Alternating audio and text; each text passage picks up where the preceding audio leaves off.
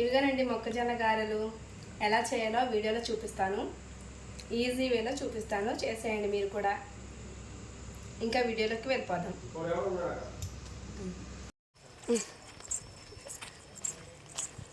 Hi subscribe చేయండి Srilekha creations. అవునవును, చేయండి, అందరూ సపోర్ట్ చేయండి.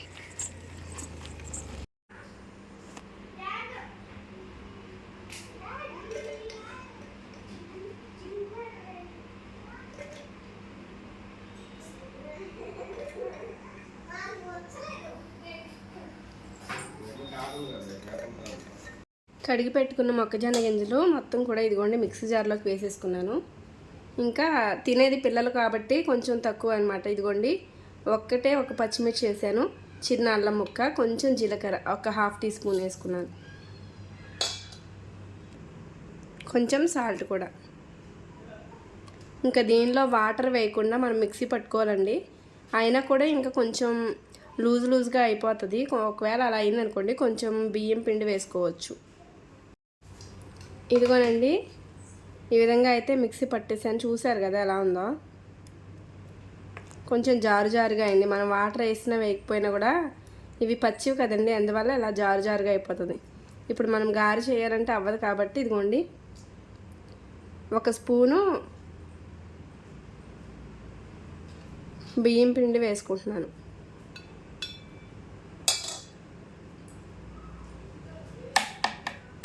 దీంట్లోనే ఒక రెమ్మ కరివేపాకు వేసుకోవాలి.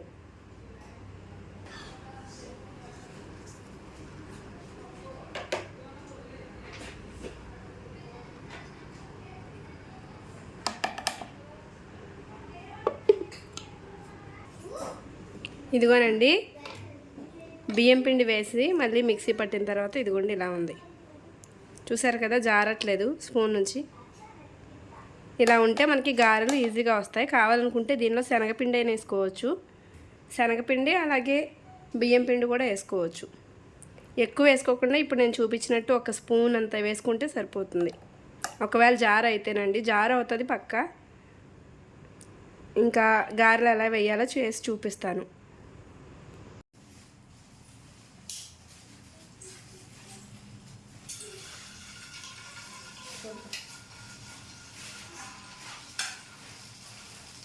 నాకు కాలికి పోయింది మీరు.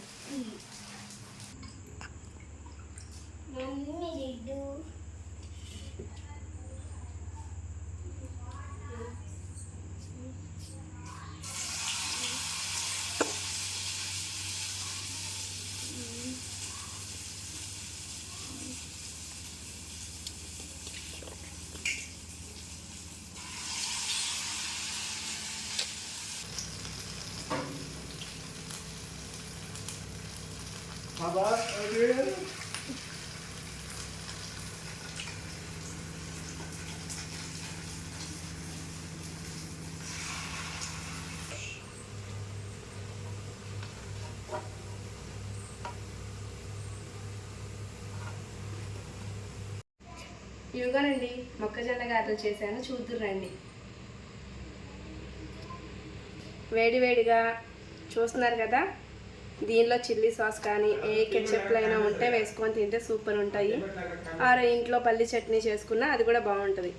మేమైతే ఏం చేసుకున్నాం చింత, రెండిట్లో ఏం వేసుకుందాం మనం? బియ్యం పిండి ఏం వేసుకున్నావా? ఏదైనా పర్లేదా? సాస్ లేదు కదా, చిల్లీ సాస్ వేసుకున్నా బాగుంటుంది. చిల్లీ సాస్ వేసుకుంటున్నాం మేము. మీరు చట్నీ అయినా చిల్లీ సాస్ టమాటా సాస్ ఏదైనా వేసుకోండి, బాగుంటుంది. నాకు ఫోన్ వచ్చింది.